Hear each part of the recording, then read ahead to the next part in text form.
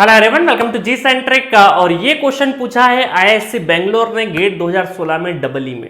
आप बोल रहे होंगे कि सर ये आईआईएससी बेंगलोर ने बहुत सारे क्वेश्चंस पूछे क्या। तो मैं आपको बता दूं खासकर इलेक्ट्रिकल वाले स्टूडेंट के लिए कि 2016 में जो इलेक्ट्रिकल एंड इलेक्ट्रॉनिक्स के दो पेपर हुए थे, दो सेट में होते थे। जैसे आजकल इलेक्ट्रिकल में सिर्फ एक ही पेपर होता है और अब धीरे धीरे अब इलेक्ट्रॉनिक्स में भी एक पेपर होने लगा है।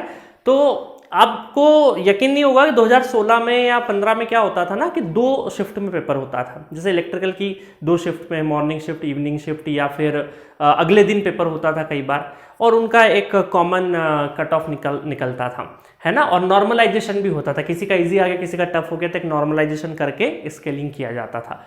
बट वो बड़ा पेचीदा होता है क्योंकि पेपर टफ और इजी क्या होता है ना कि जिस सिचुएशन में स्टूडेंट दे रहा है पेपर, और एक टफ क्वेश्चन उसके पूरे मोमेंटम को खराब कर सकता है।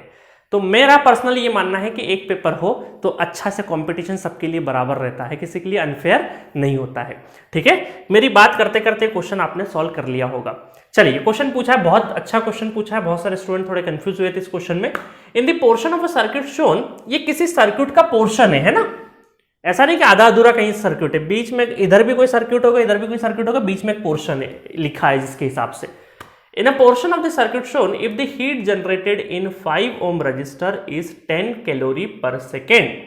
कौन सा 5 में 10 कैलोरी पर सेकेंड।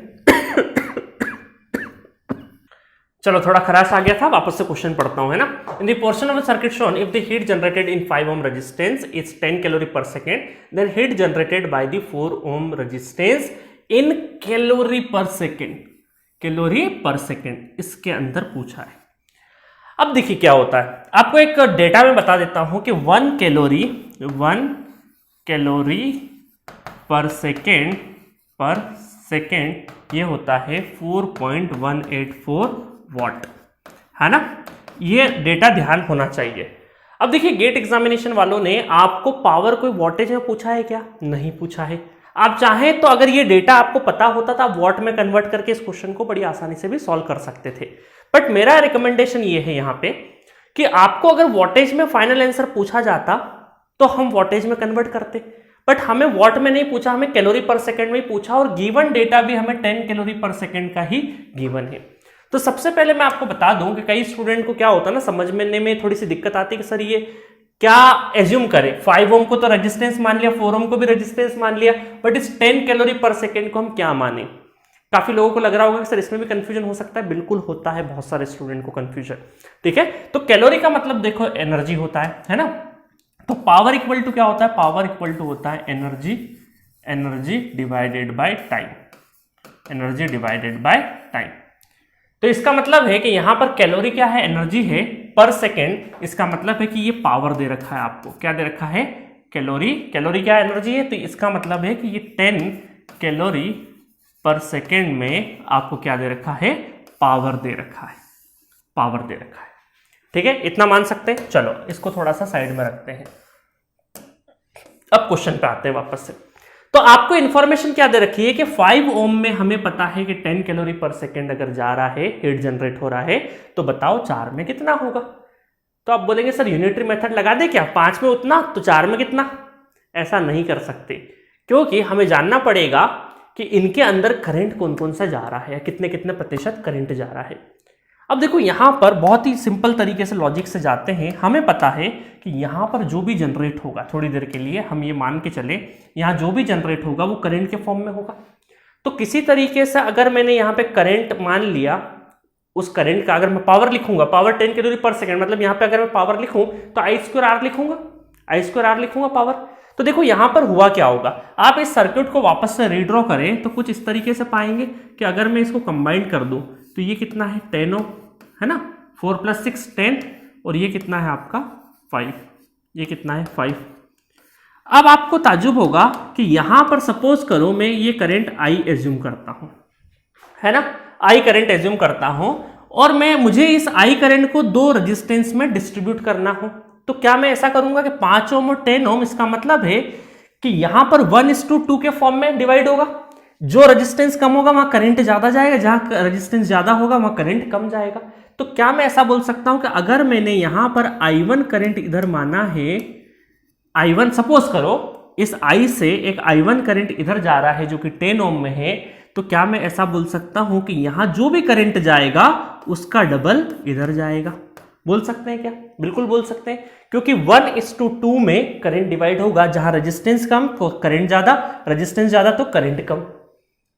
ये फिनोमेनन तो हमारा बहुत बेसिक सा है, बिल्कुल कर सकते। अब देखो इससे हुआ क्या, इससे ये हुआ कि हम यहां पर ये बोल सकते हैं कि जो पावर है, पावर डिसिपेशन, वो क्या हो जाएगा, I1 मतलब ये बोल सकते हैं हम लोग कि 2I1 करंट, तो ये पूरा का पूरा 2I1 का स्क्वायर इंटू 5।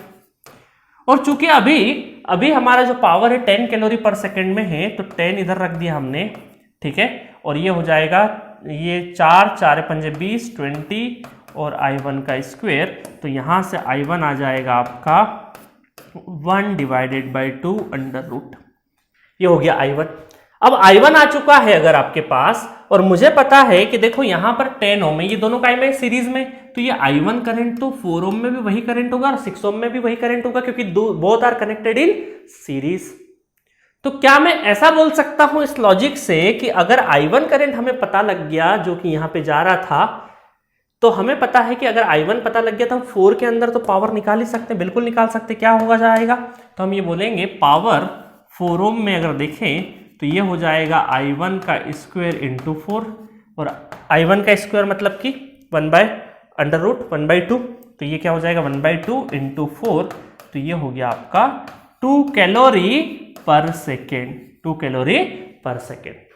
अब देखो यहां पर हमें कैलोरी पर सेकंड में तो आंसर आ चुका है, 2 is the correct answer. Calorie पर सेकंड में ही पूछा था तो हमने कैलोरी पर सेकंड में ही करके इस तरीके से कर दिया। अगर हमसे वॉटेज में पूछा जाता तो फिर इस कन्वर्जन का हमें ध्यान रखना पड़ता। और जनरली ऐसा देखा गया है कि इस तरह के अगर जो फैक्चुअल कंटेंट है या फैक्चुअल डेटा जो है जो यूज होता है, कई बार गेट एग्जामिनेशन वाले उसको क्वेश्चन में मेंशन करके देते हैं। तो अगर वॉटेज में होता तो दिया जाता, बट ऐसा जरूरी नहीं कि 100% दे, 99% चांस है कि जो भी रटन पद्धति वाला जितना भी डेटा है वो आपको क्वेश्चन में गिवन होता है।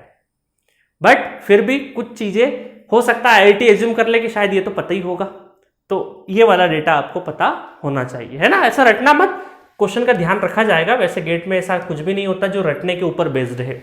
रट्टाफिकेशन वाला एग्जाम नहीं है। It is not a laborious people exam, it is a people of analytical, it is the exam of analytical people, ठीक है। They want analytical people, not laborious people. तो आपको ध्यान रखना है, अपनी बुद्धि ज्यादा चलाना है बजाय कि हार्डवर्क करने के, है ना। हार्डवर्क जबरदस्ती के पता चले पेज भरे जा रहे मेहनत करे जा रहे, नहीं, बुद्धि पहले चलाओ फिर पेन चलाओ, ठीक है। मजा आया क्वेश्चन में? तो क्वेश्चन बहुत ही बढ़िया था, और इस तरह के क्वेश्चन और भी देखना हो फुल कोर्स में तो 299 रुपीज में पूरा का पूरा नेटवर्क थ्योरी पूरे 1 साल के लिए अवेलेबल है, जहां पे आपको 188 लेक्चर में 450 प्लस क्वेश्चंस करवाए हैं। क्रैश कोर्स है जहां पे 150 से ज्यादा हमने क्वेश्चंस करवाए हैं, बहुत अच्छे अमेजिंग क्वेश्चंस है इस क्रैश कोर्स में, वो भी आपको मिलेगा। PDF नोट्स मिलेगा, रियल टाइम डाउट सॉल्यूशन, पूरे वीडियो देखते टाइम पे जहां पर भी आपको डाउट आए वहां पर चैट बॉक्स में अपने डाउट पूछ सकते हो। और वीडियो का जो लेंथ है वो बहुत ही इस तरीके से रखा है ताकि आप जल्दी कंज्यूम करें। सबसे बेस्ट चीज है जी सेंट्रिक की कि यहाँ पे जो भी सब्जेक्ट है वो जब आप स्टार्ट करोगे तो बहुत जल्दी फिनिश करते हो, क्योंकि कंज्यूम बहुत जल्दी होता है, ठीक है। और गेट PYQ टेस्ट सीरीज भी अवेलेबल है। तो जो लोग भी जुड़ना चाहते हैं जी सेंटर का ऐप डाउनलोड करिए, नेटवर्क थ्योरी का कोर्स सर्च करिए, इनरोल करिए और अपनी पढ़ाई को आगे बढ़ाइए। तो हम भी आगे बढ़ेंगे नेक्स्ट लेक्चर में नेक्स्ट किसी क्वेश्चंस के साथ। Okay, thank you.